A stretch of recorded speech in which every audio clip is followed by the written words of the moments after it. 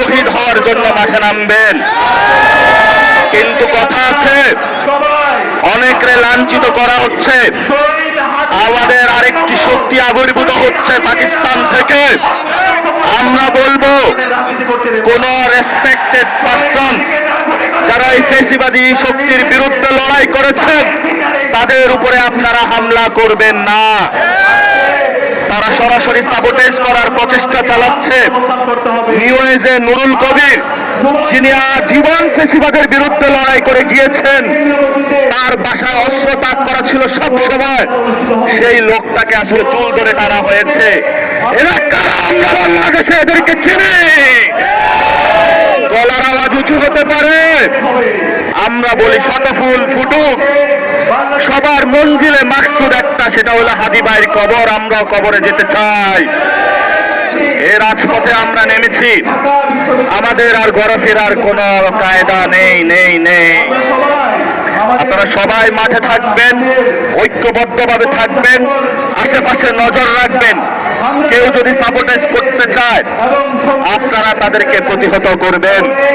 আমরা বিভাজন নয়, বাংলাদেশে ঐক্য চাই এবং সবার মধ্য দিয়ে বাংলাদেশে হাদি ভাইয়ের আমরা যে শহীদ হয়েছেন, যে আকাঙ্ক্ষা ছিল, সেই আকাঙ্ক্ষাকে গড়ার মধ্য দিয়ে বাস্তবায়ন করতে চাই। হাদি ভাই যখন শহীদ হয়েছেন অনেকে আগুন সন্ত্রাস চালিয়েছে। আমরা বলবো শান্তিপূর্ণভাবে সবাই মাঠে থাকুন। আমরা যখন শান্তিপূর্ণভাবে থাকবো, দলে দলে মানুষ মাঠে নেমে আসবো।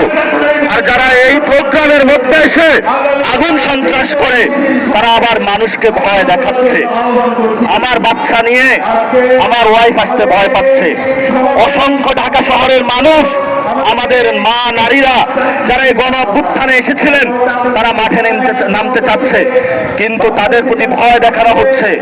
আমরা বলবো, আপনারা আসুন, আলেম সমাজ আসুন। আমরা কারো সাথে এবার আপোষ করার দিব না, দিব না।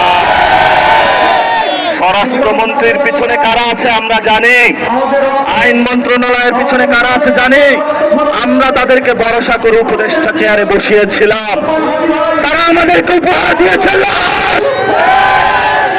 আমরা আমাদের মায়ের কসম খেয়ে বলছি, হাদি ভাইয়ের রক্তের কসম খেয়ে বলছি, হাদি ভাইয়ের রক্তের বদলা নিয়ে আমরা ঘরে ফিরবো ইনশাআল্লাহ। আপনারা সবাই মাঠে থাকবেন, স্লোগানে স্লোগানে কম্পিত করবেন। এই হাদি চত্বর, আজকে থেকে এই চত্বরের নাম কি? আজকে থেকে এই চত্বরের নাম কি? আজকে থেকে এই চত্বরের নাম কি? শহীদ হাদি চত্বর। শহীদ হাদি চত্বরে এই শহীদ ভাইয়ের আমরা জানাজা পড়বো ইনশাআল্লাহ। পুরা বাংলাদেশের রক্ত রাঙিয়ে দিব।